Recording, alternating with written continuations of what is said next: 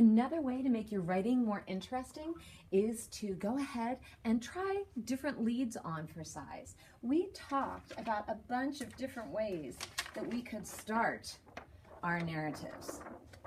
Maybe we could start them with dialogue, maybe with action, maybe with sound words. We could just tell where your story is and who's in it. We could use a literary device, maybe a simile or a metaphor or alliteration. We could use a surprise start. We could do an ending start. There's so many different ways to start our stories. And I've told you guys, I am not the best writer, but I know a really good writer. And remember the teacher that I stole this writing from?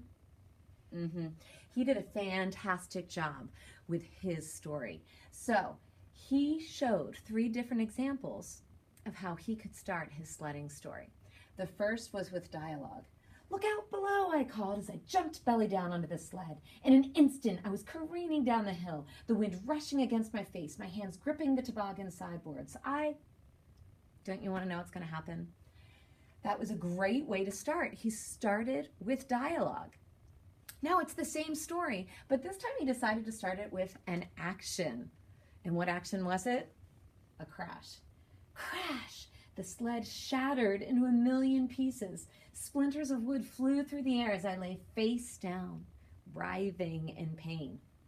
That's a pretty good word he used right there. So the action that he started with was a crash.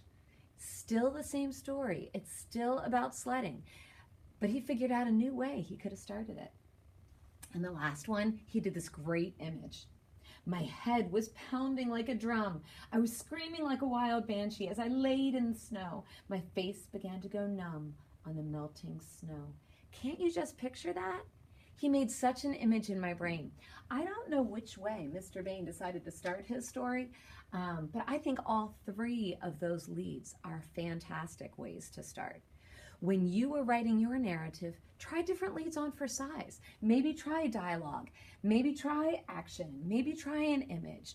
Whatever you want to do, try out those different ones and see which one fits best for the way that you're going to tell your focused narrative story.